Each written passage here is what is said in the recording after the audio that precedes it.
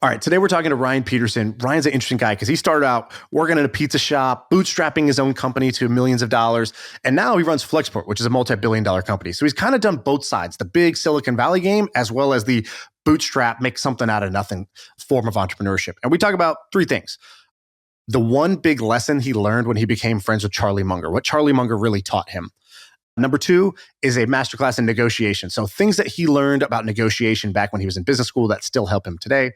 And the paradox of wealth. So why chasing money, while money is great and you want to make money, and he says money is great too, but how instead of chasing money directly, you should do something else instead. He calls this the paradox of wealth. So enjoy this episode with Ryan Peterson.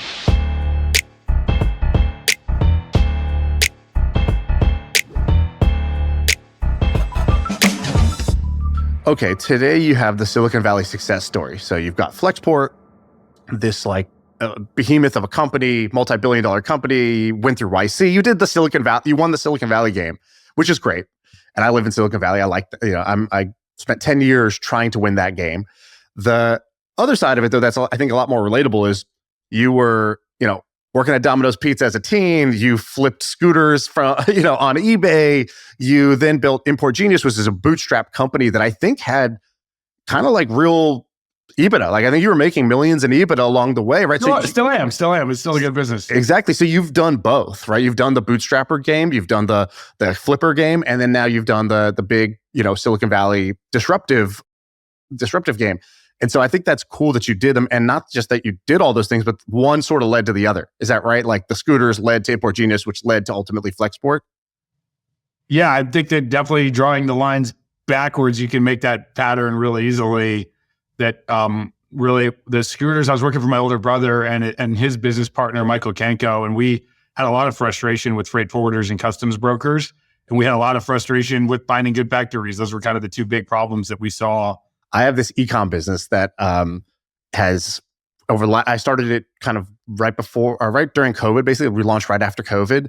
And we've now done over, 50 million in revenue. But I would not have found my factory had I not used Import Genius. And I remember I was like, I'm kind of like a shortcut taker in general. So I was like, okay, either I can go on Alibaba and I could try every single supplier on here, try to find a good one, or I could go to whoever I think has the best quality and just try to reverse engineer who is their factory, who is their supplier.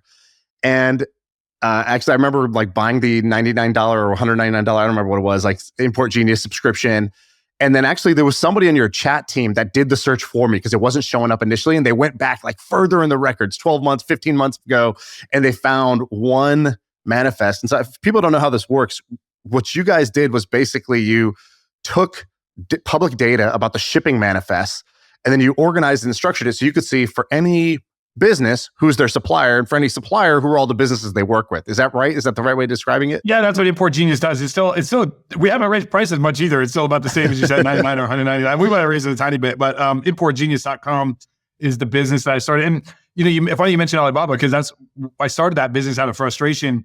I was living in China for a while, and I would use Alibaba to find a factory. I would show up at the factory, and they weren't expecting people to just show up. And it'd be like fake factory, like it's just a middleman, right. Or like one time I did give them a couple of advanced days, but I showed up and they were like very clearly like faking it. Like this was not a bunch of guys in a warehouse with no equipment or anything. So yeah, it was frustration for that. I think of Import Genius kind of like the organic search results, like Google. If it was all AdWords, that's kind of like what Alibaba is, like people paying for placement, et cetera. Alibaba.com is, of course, the original business was B2B searching for factories, but that's not what drives their market cap. Their market cap is driven by Taobao and Alipay and all these other products. Right. But yeah, the original business is like finding factories. I think Import Genius is a much better way to do that. I do think that my brand is around seeing problems that somehow other people just kind of take for granted and they're blind to in some way, that they just sort of accept it as, oh, that's just reality. And then actually getting really curious about it and looking at what could you do to solve it. And that's where Import Genius came from. That's where Flexport came from. And that's sort of that same problem. It's annoying. I'm kind of annoying in that way. Like when I go to a restaurant, I'm like doing bottleneck analysis on the cashier. Like, what would I do to like get the traffic flowing faster through this place. But yeah, I can't help it. What is Paul Graham's word for this? Schlep blindness, right? He's got blindness. Yeah, I usually point people to that essay on Paul Graham's essays called Schlep blindness, which is this idea that you're kind of blind to the biggest problems in the world. Paul has a good quote about you. I found in my research. This is the make you blush section. All right. So it says, Paul Graham, founder of Y Combinator, says, Ryan is what I call an armor-piercing shell, a founder who keeps going through obstacles that would make other people give up. A, do you think it's true? And B, why do you think Paul thinks that about you? I don't know if it's true. I do work really hard and don't give up easily. Paul and I have had a great relationship for a long time. He's seen me since the very early days. I met Paul when before I'd started Flexport, but barely. My brother did Y Combinator the year before me. We were renting a house. Actually, it used to be Max Lipshin's house because we used to get his mail. I don't know how long before. It must have been a long time before because it wasn't it was like a little apartment. Pre-PayPal house. It was like before you got rich.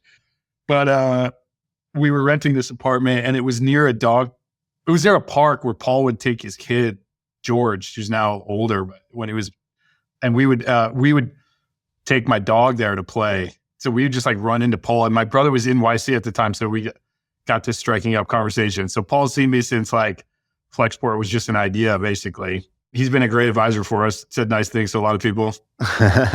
What did Paul help you with? Because I've asked people this a couple times, and I feel like everybody's got a great Paul Graham story of like, there was there's these like crucible moments in every startup, or there's these moments of uncertainty, and Paul either brings a certain level of confidence or clarity or a question or a bit of advice that was helpful early on. Do you feel like there was one of those for you?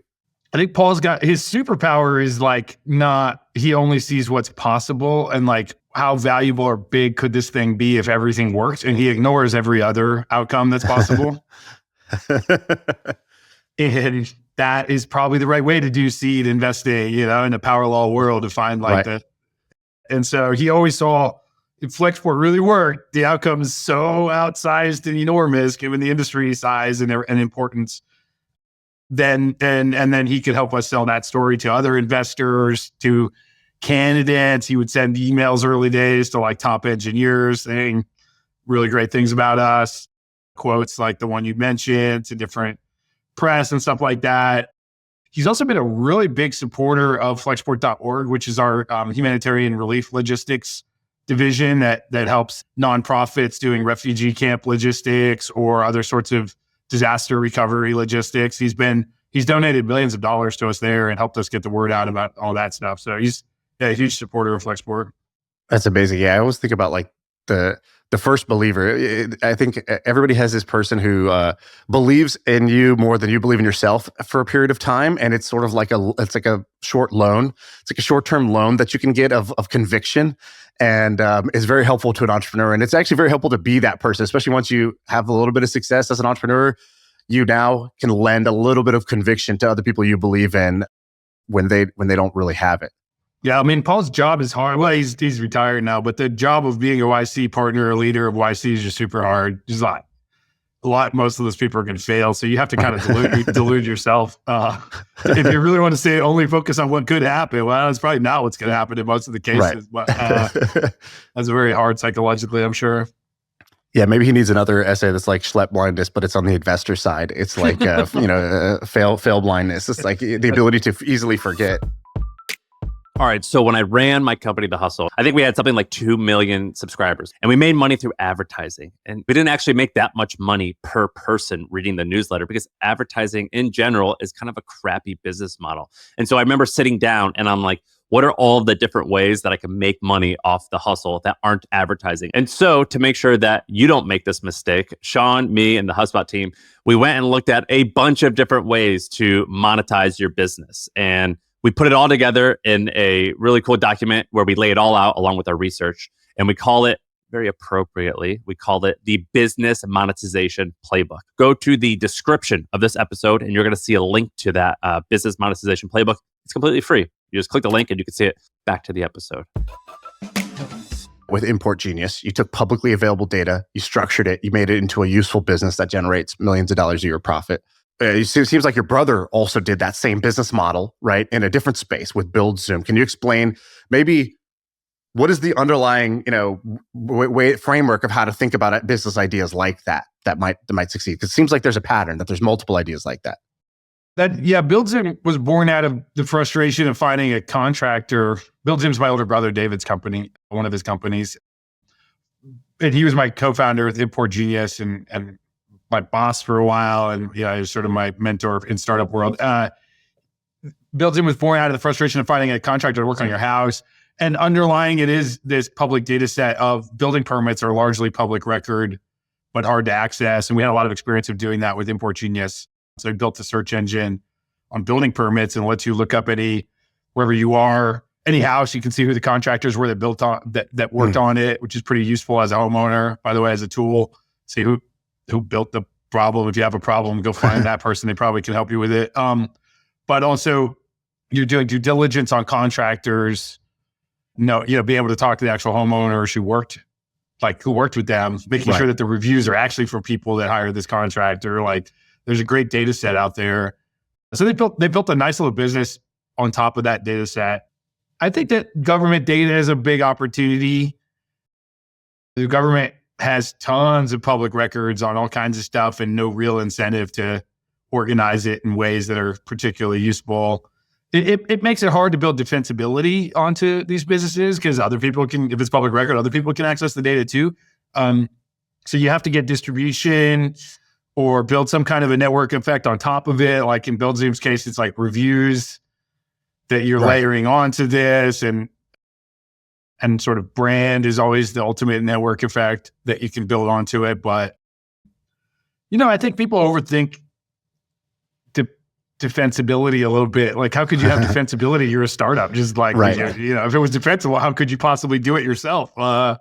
We did an episode recently on, I found this app that's called Oasis. It's a water quality tracking app. So basically like how much, forever chemicals are in your water. Oh yeah. And it's this kid who did the same thing. He basically was like, he lived in, I think, Minnesota, where they had like clean water. He drank tap all the time. He moved to LA, he started drinking tap water. It tasted funny. He got a little bit sick. He's like, oh man, I wish I could figure this out. Turns out every city has their own testing data that's publicly available. Turns out that you can request from every bottled water company their reports as well.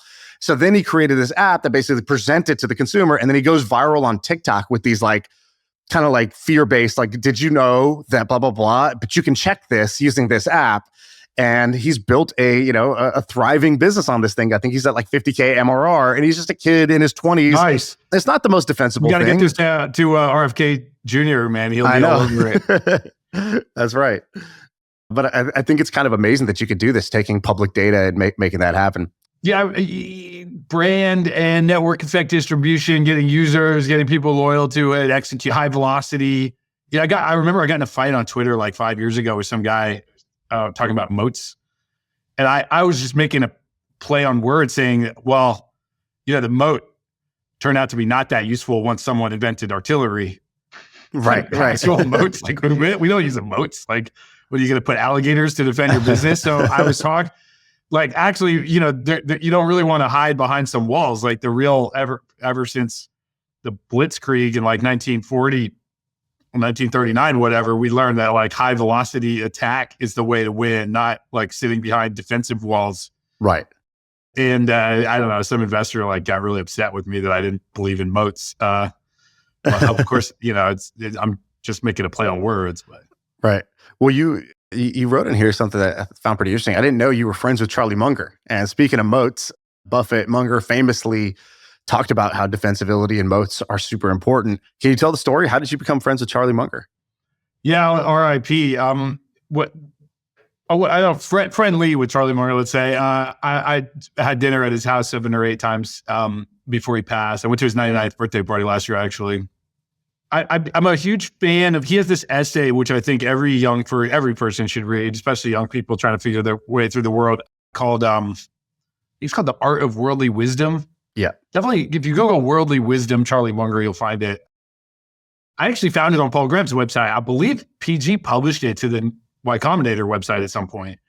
And I had read it when I was young and feeling uninspired or like trying to figure things out. What should I do with my life? And the essay basically argues that there's in every discipline, like biology or chemistry or whatever there's you can define a number of disciplines however you want, sort of, but somewhat arbitrary. But just say there's a few hundred disciplines in the world, and that in each one there's two or three big ideas that carry 80% of the freight. That if you know those 2 or 3 big ideas, you kind of will get 80% of that whole discipline. Like in biology, it's probably like Darwinian evolution and something to do with genetics, which are obviously related. But like if you can get those 2 or 3 big ideas, you'll have enough biology to be dangerous. Right. And that you can learn these ideas by going to read the textbook. And so if there's only 300 disciplines and 2 or 3 ideas, you're like, okay, I've got to do about 600 to 1,000 ideas that if I could learn them, I'd be like what Munger calls worldly wise. It's an interesting concept that set me off on a journey of, I've probably read hundreds of books as a result of that. And so searching for the big ideas in every space. Yeah. I'm like, what are these disciplines? And like disciplines I don't really, that I found boring. Well, like, okay, whatever. I'll just go I still learn the top ideas from it. No, I'm not saying I've succeeded. There's some disciplines I just can't bring myself to. And by the way, his essay isn't just saying there are these ideas. He actually lists a bunch of them. So he's like, for example, things gravitate towards winner take all. Therefore, it pays to be number 1 or number 2 or just be out. And then he gives examples, right? So the essay isn't just the concept that these ideas exist. He gives a bunch of examples in it. Yeah. And then he calls them like mental models. That you build these mental models from one discipline, it turns out they're often applicable in another. And that's where a lot of the good ideas can come from. And a lot of innovation comes from applying an idea. Like Richard Feynman's a great example of this, famous physicist. He spent like 2 years as a biologist and like did some groundbreaking work in biology just because he took ideas from physics that people hadn't really thought of, frameworks, and applied it in biology. Right. Anyways, I was very inspired by Munger for many decades, really. Psyllium. And I was at a party at one of my investors' houses, and I was just talking to this older guy. Neither of us knew anybody at this party or didn't know many people. And he asked me what my favorite book is. And I started talking about Poor Charlie's Almanac, which is a great book that Stripe just reprinted, by the way. I told him that book is my favorite. And he started telling him why. And I told the story of the worldly wisdom and how I was living in China. I was bored out of my mind sometimes. And so I bought all these books and just started reading books like hours a day, every day. And he let me talk for a long time before he was like, yeah, I know that book really well. I wrote that book. And it turned out the guy I was talking to is a guy named Peter Kaufman, who wrote the book Poor Charlie's Almanac. He's like one of Charlie Munger's best friends. And he just got such a kick out of me telling him so much about how great his book was that he brought me to Charlie's house for dinner. And many times became friends with a few other of Charlie's friends and got involved, invited to lots of dinners. And Charlie, I remember when I first told him about what Flexport does, he was like, oh, that's great. You have a great business because the key to success is dumb competition. And he started ranting about like all of his experience working with freight companies. And I also think that's a great little tagline too, is like, remember, when you're trying to think of what business to do, all these guys doing AI startups, like I think applying AI to some old school frozen industry is a great idea, but just going straight head on against other AI geniuses is like a recipe. Like who wants to compete with people that smart? Like you rather compete with knuckleheads wherever you can. Yeah, exactly. That's a very simple principle. Like in poker, table selection is like probably the most important decision you make. So everyone thinks poker's about like, the bluffs and the advanced betting strategies or whatever it is. And a huge amount of your success comes down to which table did you choose to sit down at. If you chose to sit down at the fish table, you're going to do pretty well. And that one decision was the most important decision you could have made. If you sit down with all the sharks, well, good luck. It doesn't matter how good you are. You're probably just going to, bash your head against the wall for a while. That's why I don't play poker. When you met this guy, I like how you said you were at a party and you're like, we both didn't know anybody. There's this like alliance of the outcasts that happens. I don't know if you've heard the story about Ben and Jerry's, but they asked Ben, Ben, how'd you meet Jerry? And he goes, well, they go, were you guys friends immediately? Because they've been friends for a long time. He goes, no, he goes, we just were in the same PE class and we had to run the mile and both of us hated running. So we were the only two guys walking. And eventually, if you're just walking at the back with one other guy, eventually you'll start talking. And he's like, that was the foundation of Ben and Jerry's also. I want to ask you about this. You said you moved to China. What was the thought process that got you there? And then what'd you get out of doing that? It was 2005. It was clearly booming. It seemed like the future. At that time, I was working for my brother. We had this scooter company buying dirt bikes and we say scooters, but off-road vehicles, dune buggies, all kinds of cool motorsports products. And we were buying everything from China, but not like they were buying everything off the internet. No one had been to China. Right. And during college, I lived in South America. I lived in Chile and Brazil. And I speak Spanish and Portuguese. So I was like, if anyone could learn Chinese, I could probably learn Chinese. I learned these other two languages, which was very naive. So I saved up a little money and just like moved there. Did you plan to be there for a while? Did you buy a one-way ticket? What'd you tell yourself going in? I don't know. I didn't have an exit plan. I was just going to learn Chinese and learn about Chinese culture and history and economics and what's going on in the boom. What's your tip if somebody's in their 20s and they're kind of intrigued by this, like the adventure path? What would you tell them? Like, how would you tell them to think about this now that you've done it? I think it's really about your values, and really introspecting. You can select your values too. Well, a lot of people just kind of go through life without thinking about this. I did. And my value, without knowing it consciously, my number one value in life until I was about 25 or 26 was adventure. And I just wanted to like try all kinds of, go all over the world. And remember, this was pre-iPhone, so it was like pretty adventurous. Like I didn't have GPS in my pocket or translation apps or anything. I mean, I just had to like figure stuff out, walking around, asking people for directions and hoping they'd be nice to me, which they were. But it was definitely an adventure. And so at that time, that was my value, was like chasing adventure. That's not for everybody, but if it is, like it's pretty easy to achieve. Going to cheap places, it's a lot less adventurous these days. I mean, you show up, now you go to China, you call Uber or Didi, I guess, and you got Google Trans, you got maps, you got translation apps. It's like a little too easy. I once rode my bicycle from China to Vietnam, and no map. The map we had was all wrong, which is worse than no map almost.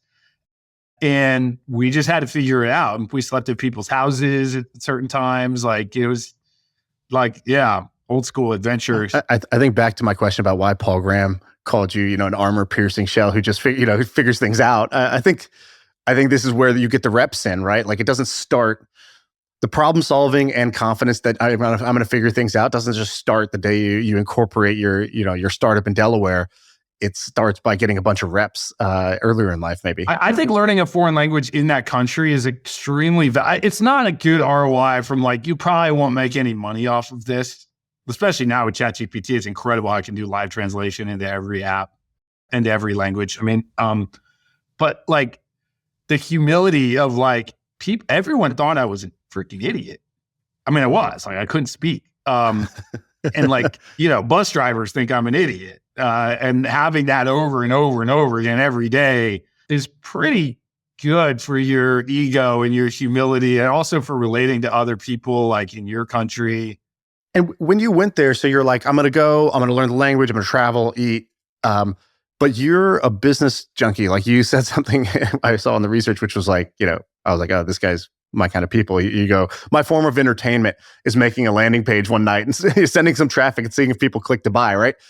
So were you kind of scheming and dreaming about business while you were there? What were you doing on the business side while you were? Yeah, so we were sourcing all of our products from China. And so I was like, I would go to factories, evaluate quality, manage shipments. I would do a little of everything, make websites, do marketing, customer service. Was that scooter business any good? Did you make any money doing that? Or what was the result? It was pretty good for you made salary, like W-2 level income that was above all of our friends at the time, but not like change your life kind of income. Right.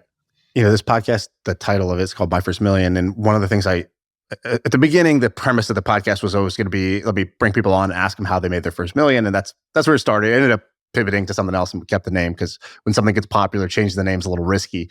But I still do like the question of like, when you did make your first million, what changed? Because I view money as a tool to improve the quality of your life. And I think it's very easy to slip into money is this kind of measuring stick, or is this thing you accumulate over time.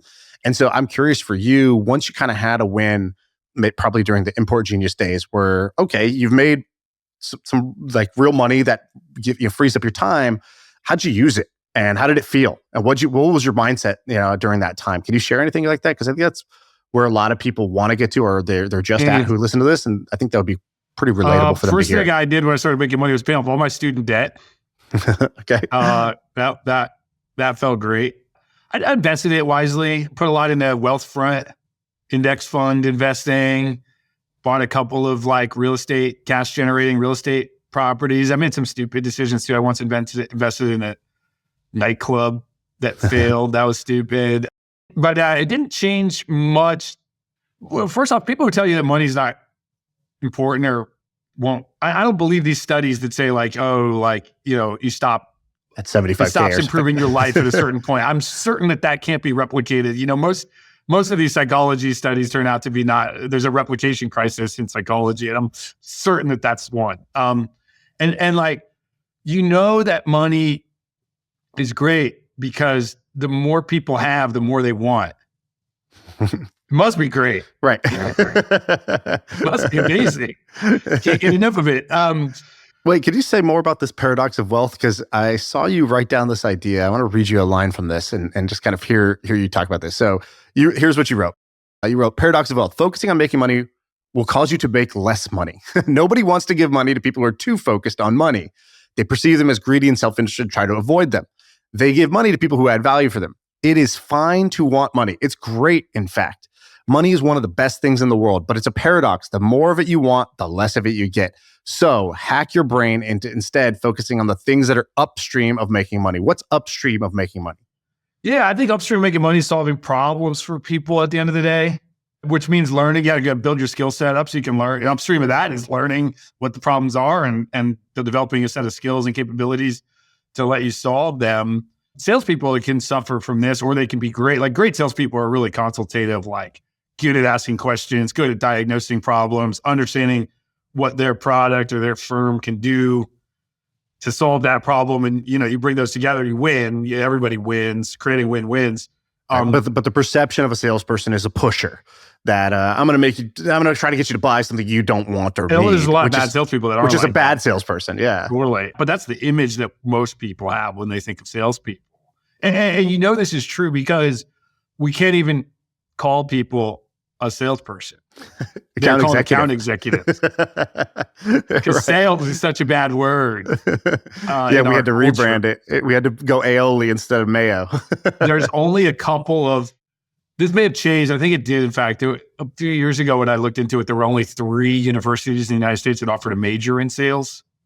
Wow. It's part of everybody's job. It's like probably 10% of all the jobs in the whole world are sales explicitly. And then everybody has to sell their ideas. And we've, kind of been wrongly scapegoated as though this was like a terrible profession, when in fact they're the key driver of every company. Even so many good tech companies fail with good technology because they can't ever learn how to sell it, get customers. And then there's companies where the tech is just, they don't even have tech and they're just good at selling. So, I think hacking the brain, I used to say things are correlated with money, but I think it's better to go upstream and actually causing the generation of wealth. And the more you can study that, then you'll get lots of wealth. And I don't think it's bad to want money, but you just have to realize like it might cause you to get less. It's a bit like love, by the way.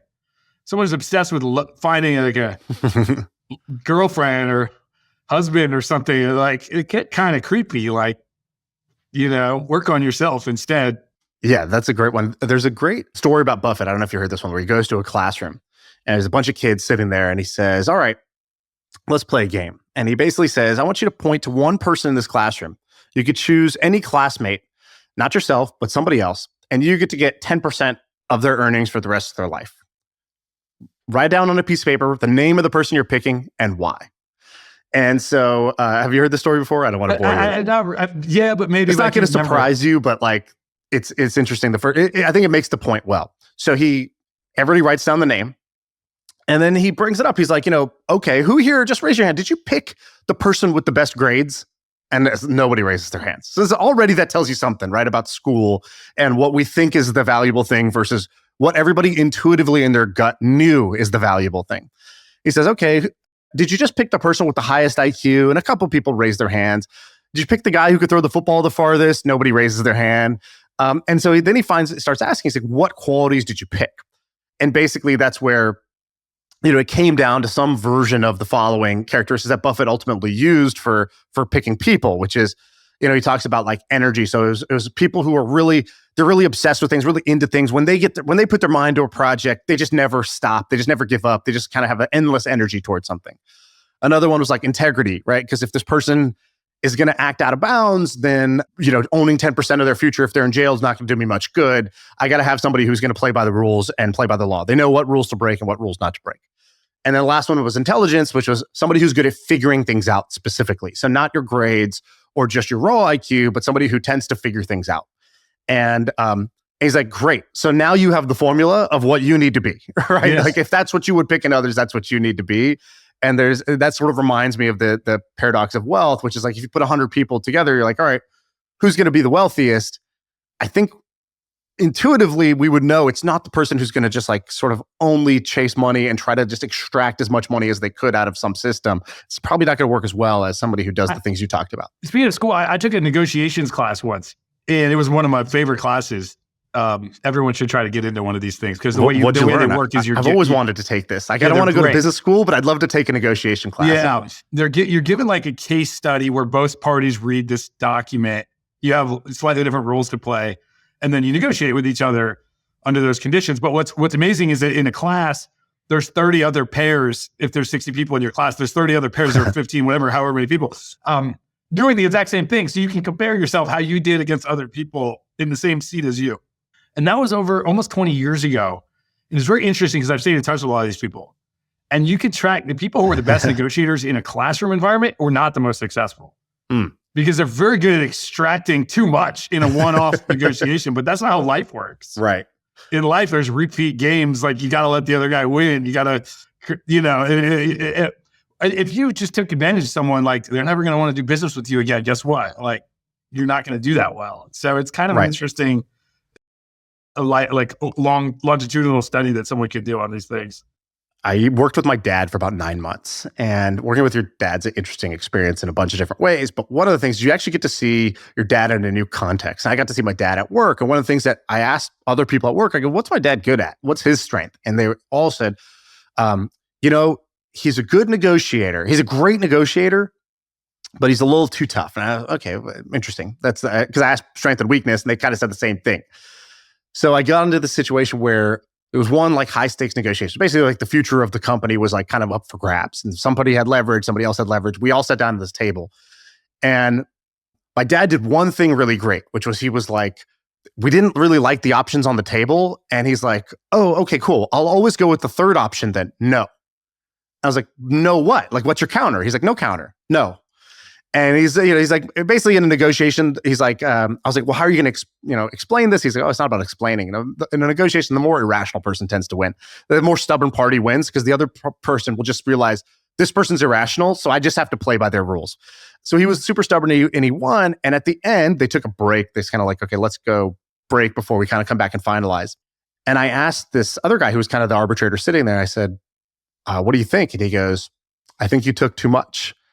And my dad kind of smiled. He took that as a point of pride. And I sort of was like, well, what do you mean by that? He's like, you were at a poker table and you tilted the table and all the chips went towards you. There's no way this deal gets done. Eventually gets done, right? Because they have nothing to gain. You've taken everything away from them. So they have nothing to gain out of this transaction. Today they feel forced, but soon they'll just realize, this is not even, I don't have to do that. I'd rather not. And that's exactly how it played out. And I learned a lesson sort of at my dad's expense about, in a negotiation, you sort of, both sides need to leave a little wanting. Or even if you take too much, you sort of need to give back at the end in order for something to be sustainable, or especially if you're playing a repeat game. Where have you had, negotiation in your life since then, right? Because it's just not a everyday thing. It's a once in a while thing. Oh man, we run a global logistics company where we have to procure ocean freight and air freight, and then we have to sell air freight and ocean freight. Maybe it's a daily thing for you. Trucking, custom services, everything else that we do on the end-to-end basis. So there's a huge amount of negotiation. I think one of the big opportunities we have in this industry is, I think the industry is very short-term focused and transactional, almost mercenary. And some of these things you have to kind of go with the industry. You can't change everything about the industry at once, but being able to play the long game and say, hey, we're going to make tons of money by building trust with people and showing them where the profit pools are and not taking too much of it and figuring out how do we create the right win-win scenario. And I think it's a good framework actually for evaluating any company is kind of, there's 6 stakeholders at the table for every company. You have your customers, you have your vendors, which in some cases don't matter that much, but for us, they matter a lot. You've got your employees, your investors, you have regulators, and you have like the communities where you live and operate. And so you've got these 6 stakeholders and you got to create a win-win. And it's a very simple way for each of them. They need to win in an ideal scenario. And you can go through almost any company and say, okay, let's score them A through F for each one of those things. Very rare to find a company where every single party's winning. Right. Somebody's usually, like, so what's the goal? Is it mostly A's but nothing below a C? What are you trying to do? A's, but where you have something that's bad, like you've got a lot of risk, and that's no good, right? It could all come to a stop, like especially if that, like the regulators are not happy, communities are like, I don't know, protesting you and trying to run you out of town. Like, I think like Airbnb is a good example. I think it's a great company. Guests pretty much love it. The homeowners definitely love it. They're making free cash off this unused asset. Investors done really great. The employees seem really happy over there. The regulators, they not thrilled in some cases. They manage it. Sometimes they like it because it generates tax revenue. Communities, I don't know. I don't want people throwing a party in the house next door to mine. And so that's an area for them as they have this framework. Okay, where should we emphasize? What are we doing? And they look at this. I don't know if they use that exact framework, but they certainly are going, okay, let's ban partying. What else can we do to make neighbors like us more, right? Like, and so it's a pretty simple framework. I think someone looking for a job at a company, they should definitely take the time to score each company they're considering on this framework, or investors the same way. Because if everybody's not winning, then the thing might not be sustainable for the long term. And all the good returns as an investor come by holding for a very long time and letting the compounding machine run. Yeah, the risk accumulates. It may not be a problem right now, but it's accumulating. And eventually that's a powder keg. You are also a partner at Founders Fund, right? Yeah, a venture partner. A venture partner at Founders Fund. Your LinkedIn says, looking for a generational company to back. How's that going? Great. I mean, Founders Fund, I've been a very loyal part of the Founders Fund network for a while. They were our first Series A investor. They lent our A and our B and participated, I think, in every other round that we've done, basically. And when they asked me to join, it was kind of no-brainer for me. I mean, it took me a little while. I said no a bunch of times. I shouldn't say no-brainer, but the only fund I would consider joining, because I think they're really unique in their refusal to follow the herd and to think for themselves. But I joined actually full-time as a general partner, and then I came back to Flexport. I took about 6 months where I was the executive chairman, and then I realized I had to come back and be the CEO again at Flexport. Right. And so I kind of scaled my role way back at Founders Fund, but I'm still part of the team. You said they're unique in how they do things. I've interacted with them a bunch too and felt that, but I'm always interested, what's the cause of that effect? So what is an example of something that they do differently on the input side that leads to the output of being, sort of independent thinkers or contrarian or willing to make bets that others don't? Well, a lot of it just comes from Peter refusing, he's just that's his whole life thesis, is that people are mimetic and they will chase the same outcome, the same goal, the same object, the same mimetic desire. Everybody wants the same thing. And if you can avoid that, there's a huge arbitrage opportunity if you can go look where other people are looking. And so a lot of it just comes, I would say probably it's just from Peter, but they've really trained it into the team. How does that manifest itself? It's a very high paying job. Founders Fund actually has a vendor compensation structure. It's almost all tied to the outcomes, the performance. But a lot of VCs just make super huge, you'd be surprised how high the salaries are at other VCs. So they make a lot of money. in a job that can't really be measured except on a 10-year time horizon. And even on that, it could be luck. And so, and you don't have like an overseeing, like a boss breathing down your neck. Like you can do it from anywhere, kind of. Every time I email a VC, they seem to be in France. So it's a job that like is kind of a dream where so what's the incentive structure therefore? Like, just don't get fired. And it's hard to fire you for performance because it takes a long time for these things to mature. And again, it could be luck. So the way you get fired is by everybody consensus agreeing that you're doing dumb things. It's not by doing dumb things. It's by having a consensus form around you that this guy's making dumb decisions. We got to fire him. And there are a lot of cases where funds fired someone who it turned out a few years later had like been their best guy, but they didn't know it. So therefore, the way to avoid getting fired in VC, again, this is not founders fund. This is what I like about them, that they're very different. But the way to avoid getting fired is to double check everything you do with other VCs. Right. To make sure everybody agree. And you don't want to do it internally because then you look like you got no opinions and you can't operate. So you do it with all your buddies at all the other VCs. So it's just a massive collusion racket the incentives are just structured such that everybody's talking to everybody to double check and make sure. And then that leads to regression, herd mentality, regression to the mean. It leads to people not wanting to take a lot of risk, which is just just lame, right? Like venture capital should be all about risk taking, but it's not. Often it's not. And I think Founders Fund's very good at not participating in those things. They don't really go to conferences. The conference they do is called Hereticon. It's like literally about heretical ideas that you're not allowed to say out loud. That's probably the most unique conference. Most people probably don't know what it is. Can you explain what Hereticon is and then maybe some examples of what a talk at Hereticon might be about? Hereticon is idea. Most conferences, people on stage are like, you can't say anything that's not fitting the mainstream narrative. Right. And Hereticon, the idea is that you come up into the stage and say something that would like get you canceled or some heretical idea. The definition of heretic. Again, they don't publish the talks online, I don't think, because of the nature of it all. But I'm working on, I'm going to do a talk if I can maybe next year I'll try to do a talk. I have some ideas. The definition of heretic, a person holding opinion at odds with what is generally accepted. I texted a bunch of friends who went. I said, hey, what was the best thing? And they were like, well, like, somebody gave this talk. My belief in the probability that aliens exist has actually meaningfully changed based on X talk. Or this person gave this talk about, the conspiracy around XYZ. And it just sounds fascinating. It sounds like one of the few conferences where I would get there early and stay late. Yeah. Which is like the mark of a great idea. Like on brand, right? Like don't just follow the herd. They're not trying to like just reference check every deal. They'll put their neck out there, make some crazy bets. What's amazing and I haven't yet figured out is how they have such an amazing track record, because I don't think just YOLOing it they're very good at picking founders, I think. Right.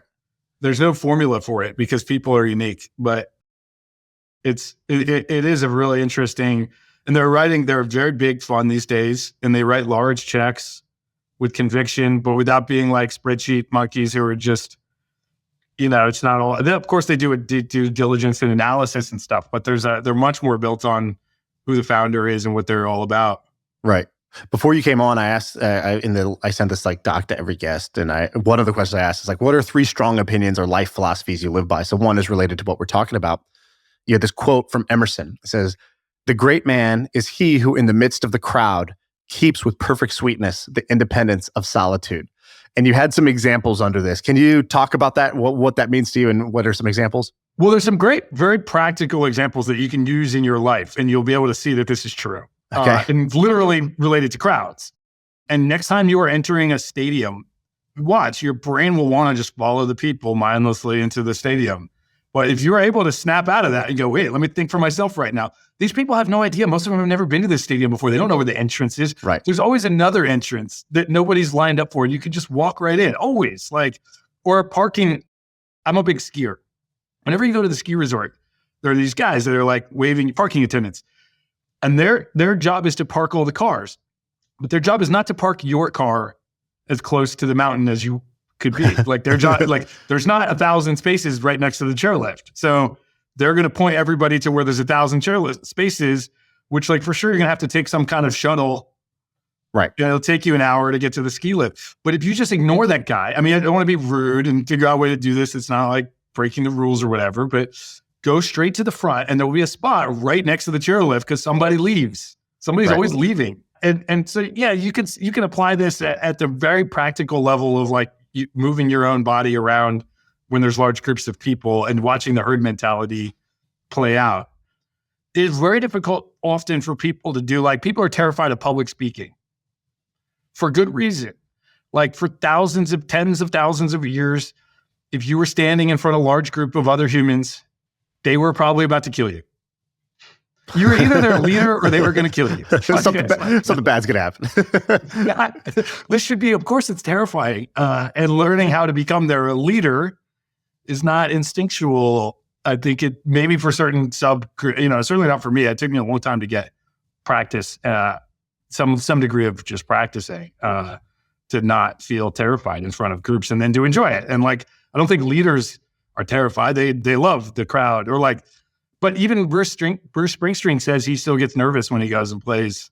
And then he has to like hack his brain to believe that's like energy he can harness to give the fans what they want. Yeah. Like you've mentioned a couple of things just like that, Bruce Springsteen, the mindset, hacking your mind. Are you big into mindset? I think any founder it's very hard for people to understand what a roller coaster it is emotionally, and how painful, like the lows are pretty low and the high and the low can come in the same day. You get punched in the face constantly. And you can get pretty down. You need to have release mechanisms and hacks and ways to get yourself back up. Cause it's certainly not for everybody.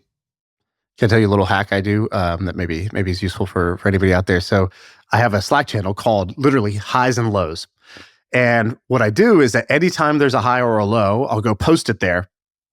And the beautiful thing about it, because it's a Slack channel, you could just scroll up and realize, you're like 3 months ago, oh yeah, I remember that felt like kind of the end of the world. That felt really bad. And now I don't, it's like a stubbed toe. It's like, do you remember how your last stubbed toe felt? Like, is this like a private channel just for yourself? It's me and my co-founder. So we do this, and I do this across every business I have. And so whether it's a high, and then I go back and I get humbled immediately by a low. I'm like, okay, don't get too high on your own supply here. Or it's a low currently, and I'm like, well, I've already gone through. If you just scroll up, I've already conquered a bunch of mountains like this before. I've dealt with this. I'll be fine. And it's like an immediate, like, kind of perspective machine. And it's not even like somebody else's perspective. It's like, I also was in this same channel 3 months ago saying the same thing, crying wolf basically about this high or this low. And neither are as good or as bad as they seem in the moment.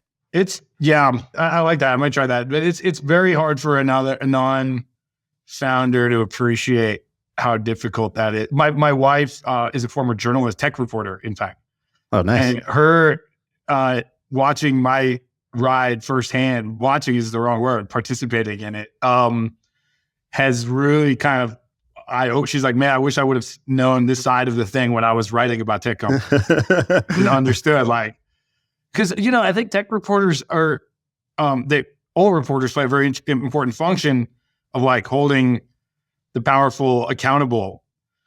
But like founders are not that powerful. We're kind of suffering through like, right. We're up against some very powerful forces in the world. Like we feel like we're the ones like trying to, speak truth to power and fight for the low guy and stuff. And then meantime, the narrative within the media has been like, oh, the founders are the ones that we have to hold accountable. We're like, what about this like multi-billion-dollar, trillion, almost tens of billion-dollar mega corporation that I compete with? Like I'm kind of pathetic sometimes. I mean, we beat them every day, but like sometimes they're better than us at certain things. And like, we're trying to get better. We get better much faster than they do, but we're not always the best. We're starting out, like, especially as an early stage founder. You have another one of the life philosophies that was simple. It had no extra words. So I want to hear your explanation of it. You said, you can just do things. What does that motto do for you? Oh, I don't know. I think there's this idea that you need somebody's permission to do. I mean, you should have. It's why, by the way, a law class is useful for people if you're in undergrad to try to get like into a basic class. A law class? Yeah, law. Like, don't break the law, but like, you should have an understanding of what's legal and what's not. ChatGPT is pretty amazing for this, but in general, like, it's not illegal. You can just do it. And there's a lot of things that people are expecting. We come up through this like education system where everything's gated and you can't get to 12th grade math until you finish 11th grade math or whatever. And you don't get to go to college unless you get these grades and stuff. So within the institutions of the world, like, you can't just do things. You have to follow the rules. But like in the real world, that's not how it works. Like there's no boss like waiting to tell you what you can do. A lot of people believe that they have to raise venture capital to start a company, for example. And we're like, well, maybe you should think of a different idea that doesn't need any money and just do it. And that's what we did. And we raised VC after 10 years of doing companies without. Right. Yeah. You don't need to have like the victim mindset. You have, on the YC application, there's this question about like the YC application is not long either. So if the question's on there, it must have some value. There's only like 7 questions on the whole application. And it's what's an example of a real world system that you've hacked? Meaning like a kind of like this, like you could just do things or not following the crowd, finding the side door into something. I asked my friend Sheil, who I think invested in Flexport early on, I go, hey, I got Ryan on the podcast today. What's a good Ryan story from early days? He goes, oh, there's a bunch. He gave me one. He goes, he bought AdWords for the keyword Uber promo and just put his own promo code there and just got a bunch of cheap Uber rides for himself that way. Is that true? Did you do that? I became Uber's best customer lifetime probably because I got like $10,000 in Uber credits by doing that. And then I treated Uber like it was free because it was free for me for a while. And I probably netted out to spending like, I bet you that, I spent way too much on Uber as a result.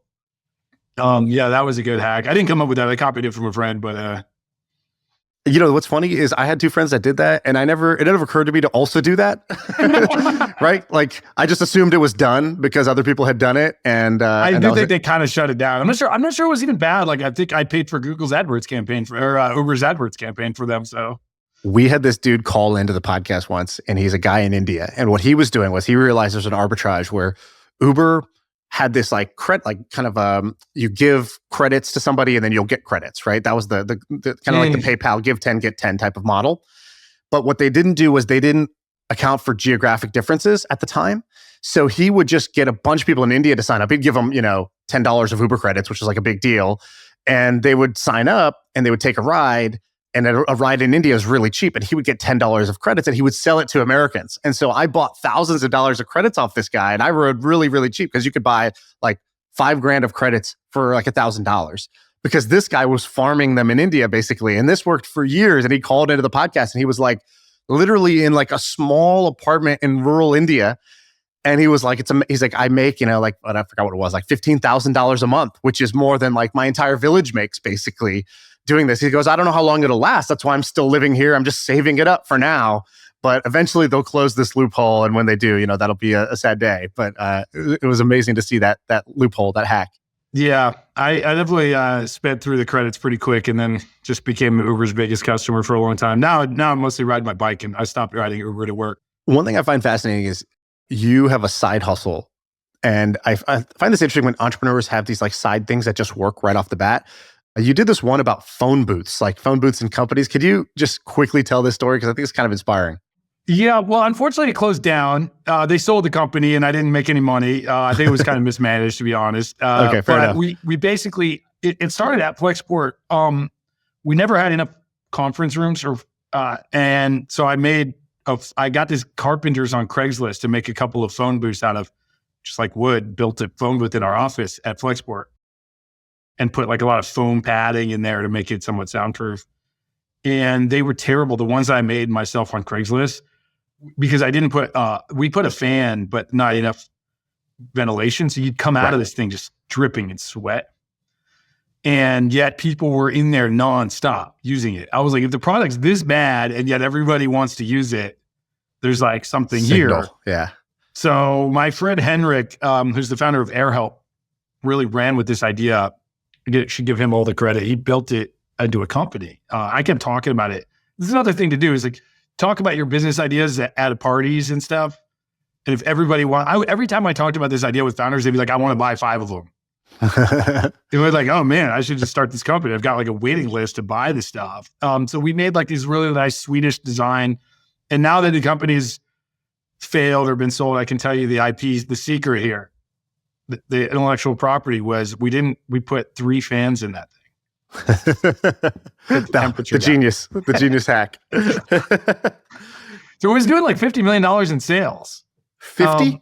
Yeah. We're selling thousands of them and somehow we couldn't make money. I was very frustrated. We hired a CEO. Just the unit economics wrong or the overhead was the problem? Had too many people on the team spending money on PS. I'm not sure what happened. I'm a little pissed about it because it's like, dude, you're selling $50 million of the phones. You should make $10 million in profit at least. Like the high margin.